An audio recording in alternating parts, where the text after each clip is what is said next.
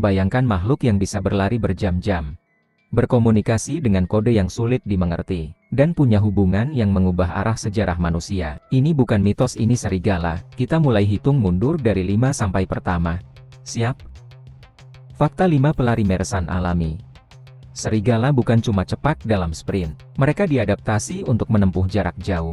Dalam pergerakan sehari-hari mereka, menggunakan cuaca yang hemat energi, sehingga bisa berpindah wilayah puluhan kilometer dalam satu hari saat berburu, mencari makanan, atau patroli wilayah. Saat butuh menangkap mangsa, mereka mampu meledak ke kecepatan tinggi dalam jarak pendek lalu kembali ke ritme endurance. Ini karena bentuk tubuh kaki panjang relatif terhadap badan, sistem pernapasan dan sirkulasi yang efisien, serta pola langkah cuat membuat serigala unggul pada daya tahan. Strategi ini cocok untuk mengejar ungulate yang kelelahan, bukan hanya mengejar top speed, tetapi membuat lawan kehabisan tenaga. Fakta 4 bahasa rahasia, auman dan dialek kawanan. Auman serigala bukan sekadar suara seram. Ia berfungsi untuk mengumpulkan anggota kawanan, menandai batas wilayah, dan saling mengenali. Pola, nada, dan durasi auman dapat bervariasi antar kawanan dan antar wilayah sehingga bisa dianggap sebagai semacam dialek lokal. Selain auman, mereka punya isyarat, visual postur tubuh dan sinyal kimiawi bau yang bersama-sama membentuk sistem komunikasi kompleks. Ini karena komunikasi vokal yang dapat merambat jauh berguna di habitat terbuka. Variasi regional muncul karena tekanan lingkungan dan ikatan sosial mirip. Dialek pada manusia, fungsi multifaset koordinasi, pertahanan, ikatan sosial telah dibuktikan dari pengamatan lapang. Kawanan merespons panggilan spesifik dan pola auman berbeda sesuai konteks. Fakta 3 elfe itu mitos.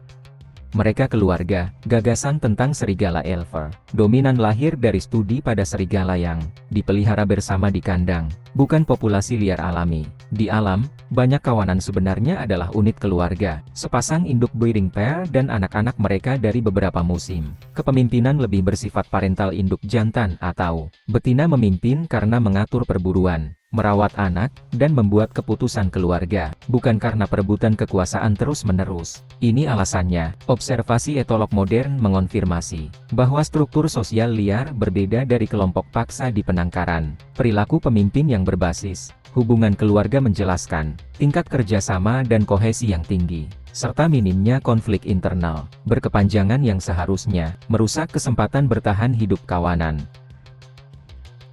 Fakta 2. Strategi perburuan, taktik, peran, dan kesabaran.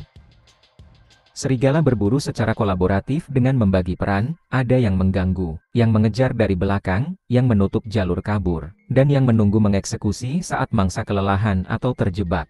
Mereka memanfaatkan medan jurang, semak, es, untuk mengarahkan mangsa ke posisi rentan. Kadang perburuan bukan ledakan singkat melainkan permainan stamina, di mana mangsa dibuat kelelahan sebelum serangan final. Karena hewan besar seperti rusa, karibu memerlukan strategi kolektif agar peluang sukses meningkat.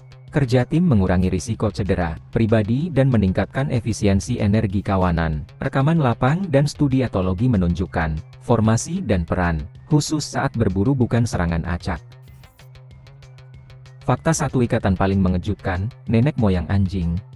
Hubungan antara serigala dan manusia jauh lebih rumit daripada sekadar takut atau ditaklukkan. Bukti genetika dan arkeologi menunjukkan anjing modern, Canis familiaris, berasal dari populasi serigala yang dipilih baik oleh kondisi ekologi maupun interaksi awal dengan manusia hingga menjadi sahabat. Yang kita kenal, proses ini bukan satu momen dramatis, melainkan rangkaian generasi di mana individu serigala yang kurang takut pada manusia mendapatkan keuntungan, mendapat sisa makanan, dan sebaliknya, manusia mendapat penjaga, pemburu tambahan, dan teman. Ini karena kedekatan genetik antara anjing dan serigala, serta temuan kerangka yang berasosiasi dengan manusia prasejarah, mendukung narasi domestikasi bertahap. Perubahan perilaku dan morfologi pada anjing modern, misal kerangka kecil, perilaku sosial berbeda, selaras dengan proses seleksi yang intensif selama ribuan tahun. Manakah fakta yang paling mengejutkan buat kamu? Tulis di komentar.